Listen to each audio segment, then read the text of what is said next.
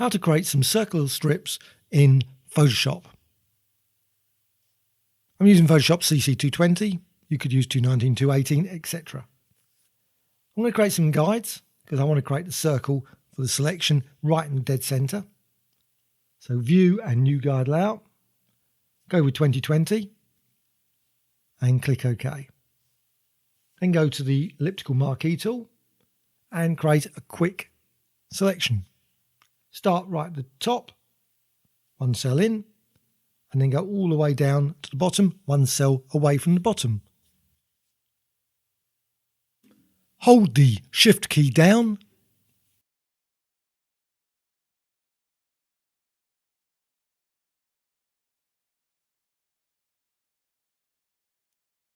so you've got your design there. View and Snap 2 are all set on. Now you've got your center as well. I'm going to add a gradient to that. So go to the gradient tool. Gradient tool there. But I'm going to create it on a layer. So layer and new layer. Click OK. I'm going to turn the layer later into a smart object.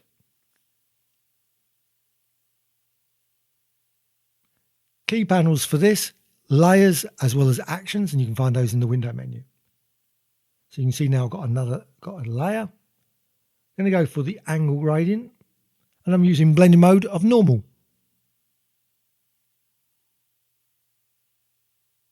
Click on the gradient, and the key thing here is to make certain that the gradient colours at both ends are the same. Anything in between can be any colour you want. So just add stops, move stops around, change the colour of stops. You make a whole vast number of different colour changes to this. Of course, you can use some of the presets to start you going. Move that around. Click OK. So once you're happy with that, once you're happy with the gradient design you created, you could, of course, save it to your presets and also just click OK. Now apply it. Go to the center and drag out from the center there.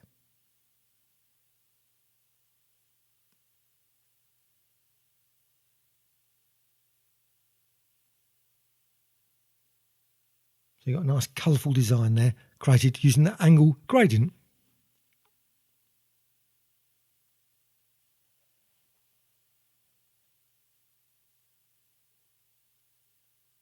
So you can go to Select menu and deselect it. Don't want that anymore. And you can also go to View and Clear Guides.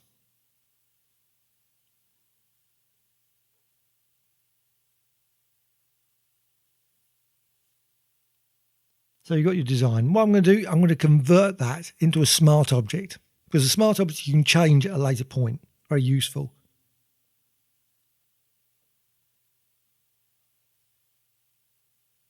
Now, Window, Actions and Layers.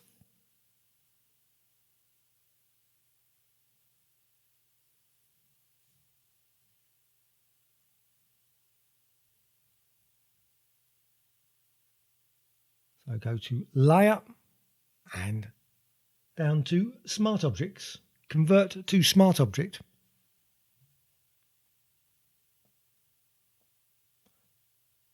What I'm going to do now, I want to duplicate the design. And I want to also transform it. But I want to save that as an action.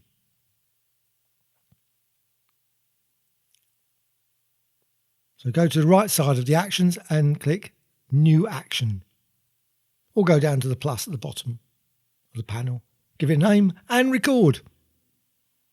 Go to Layer menu and Duplicate Layer.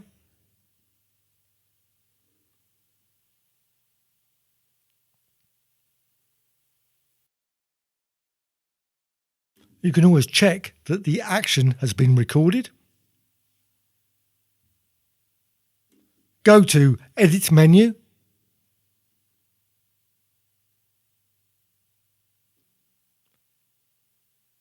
And Transform and Scale. I'm going to go with 90 but you could go with 80 or 95, 99. Up to you. You don't have to keep them uniform, so you could go with 80 and 90. And also going to change the angle.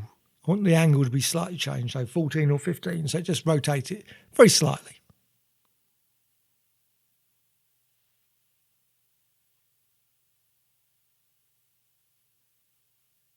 Press return. So that's been recorded. That's all I'm going to add to the action. But I could, of course, add colour effects and other things as well if I wanted to. But that's what I'm just going to do here. That's a very simple action. So you can stop the recording. There, click there. And now I'll go to the action and then I can play it. So you can play it multiple times. Just click the play. Repeat that number of times. And you get quite a nice spiral design. Actually, if you go for, say, 99.5 or something, 99.6% scale, and then do the same, you get quite a nice smooth spiral design with that. So you can see a lovely spiral there. And you can repeat that all the way down.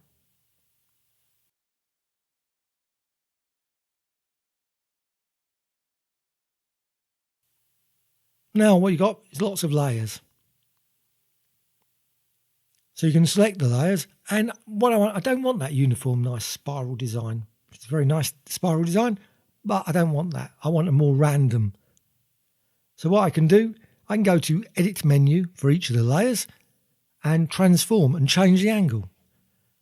But you can also, and that's quite a slow way of doing it, you can use the bounding box. As long as you've got the bounding box, show transform control. As long as that's on along the top bar. And you can rotate each of those layers in turn. So you can get a variety of different angles. So edit and transform and rotate. You can go and set the angle to something else. 20 degrees, 30 degrees, whatever. Press return.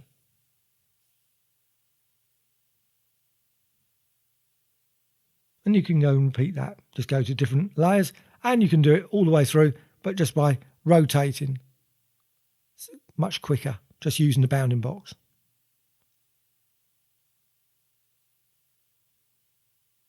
Go through all of them, or just do a couple of them. Don't have to do them all. Do 3 or 4 of them. You can create a very much more unusual design there. Now, what you can do with those layers, of course, you can apply effects as well. You can apply effects to each of those individually if you wish. So you go to your filter menu and liquefy. Maybe liquefy and apply different liquefiers to each of them. Or maybe a different blur to each of them. Oops, don't want to do that. Don't want to resize it. I want to rotate it, not resize it. So you could run through all of the different filters and use those. And because it's a smart object, the smart object, it can be changed at any point, but it will be associated with that layer. And also you can go to the image menu and adjustments for each of those, because it's a smart object. You could then recolor each of those layers. Maybe use different color lookup for each of them. So you can create then you've got a really unusual design there, and that's circular design. And you can select all of them, and you can convert them all into a smart object. So layer menu and down to smart objects and convert to smart object.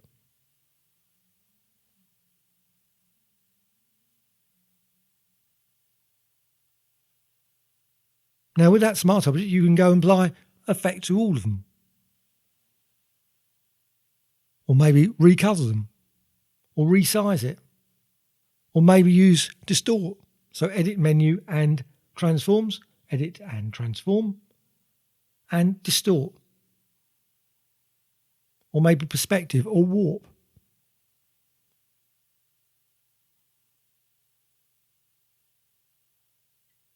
Quite an interesting, colourful design. But you can also go to filter menu and liquefy.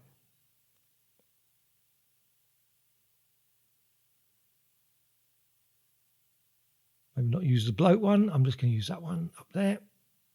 And you can then distort it in different ways. One issue that probably best to avoid is maybe not go beyond the range of the design, because what happens is it will go over the edge of the layer. That was a mistake that I made. So I went too far, pushed it out too far. Not always a good idea. And it's, So you create your design. Just always be aware that if you push it too much, push it beyond the limits of the layer, that you're going to get sharp edges. Now you can see on the edge, it's gone over the edge. And that's not a great thing, because I'm going to duplicate it, hold down the Alt Option key, duplicate it. Unfortunately, the edge is still there.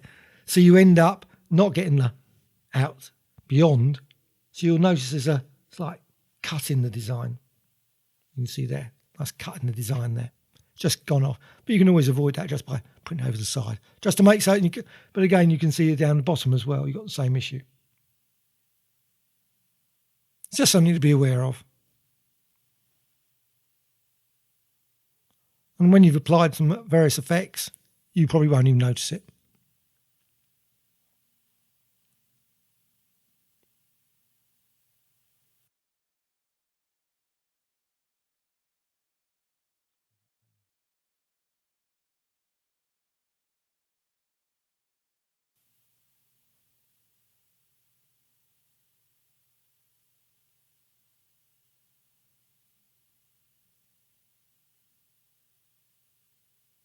And you can always remove it as well. So if you don't want the liquefy, you can always deselect that liquefy. Just go into the layers panel. But you can go over the Smart Object thumbnail and double click into that. And then it will open up the document and you can modify the design. Now at this point, if I had been thinking when I was doing it, I could have actually reduced the size of that object, and therefore it would have probably helped. That would have, instead of it right near the edge. Because you notice the Smart Objects doesn't give you any leeway on the edge along the top. It just literally crunches to the top. And you can double click again into the Smart Object, and then you're back to the original source material. So what you can do with that, of course, you can apply effects. Again, careful to avoid the edges, something I didn't do properly last time.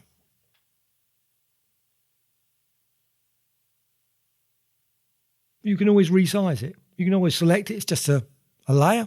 Just resize it, make it smaller. So adjustments, maybe add hue and saturation, so you can recolor it. So when you come out, if you close that document, all of the Smart Objects will have that new colour scheme. Now also what you can do, you can duplicate that object, maybe make 3 or 4 different objects, or maybe apply distortions to it. Or maybe use a selection and just select the inner part of the circle and recolour that, so you don't use the whole of the circle, and so on and so on. There's literally hundreds of things you can do. Also, you can go to the select menu and load selection, use the transparency. So you've got the thing, and what you can then do, go to the gradient, and you can maybe go to the center and apply a gradient again, cover it completely. But you can also use blending modes. So you can just change the blending mode. So you can use different, say, and apply it at different positions to create a more abstract gradient design than that perfect angle design. And you can apply it multiple times. You can also apply filters, of course. So filter and liquefy. Now you see, if you apply liquefy, see another problem that happens, it goes over the edge again. Best go back to undo that, go to filter menu and then liquefy, because it just applies the last liquefy. So filter and liquefy, and avoid going over the edges. So just work and warp in the center so it doesn't go over the edge to get any of those unsightly sharp edges. Again, perfectly okay if that's what you want. And you can close those. So you can just go through that, save it. Doesn't save it to a file, it's just an internal PSP document. Click that one and close that.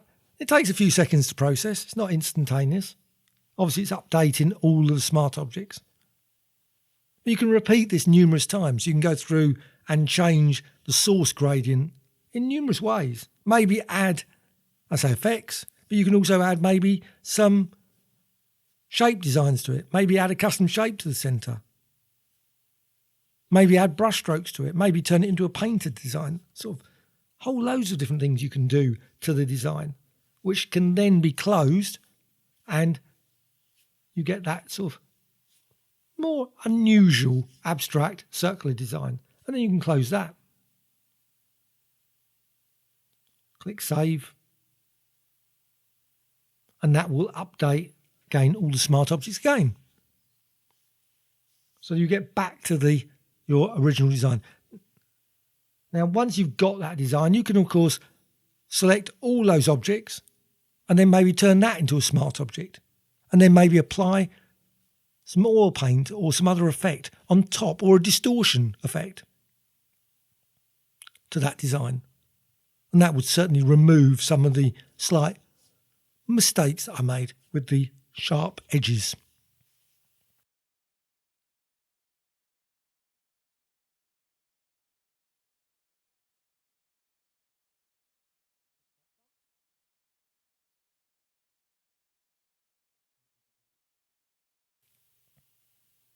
So you've got your very weird abstract design there just created. And you can keep varying it over and over again. Just create all kinds of weird and wonderful designs.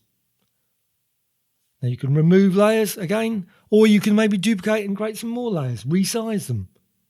Go to the top layer, select that, and then go to the layer menu and new adjustment layers. And then select one of those, such as vibrance, etc.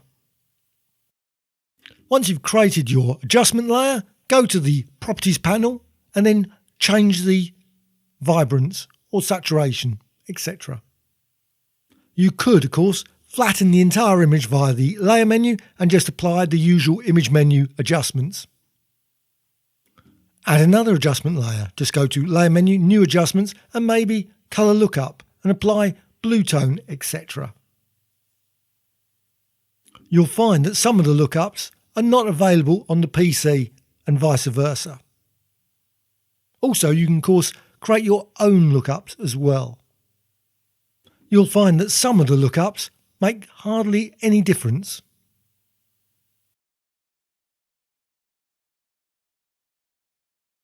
Or smoky, subtle, or negative, very garish, or grey tone, or green and red, and so on and so on. You can see you can create all kinds. And then once you've done that, what you can do, you can go and apply some smart filters to the whole thing. Hope you found this tutorial of interest. Please subscribe to the Graphic Extra channel. Always adding new tutorials about Photoshop, Illustrator, and Affinity Photo, etc. Many others. Please add some comments. Always appreciated. A dislike or like.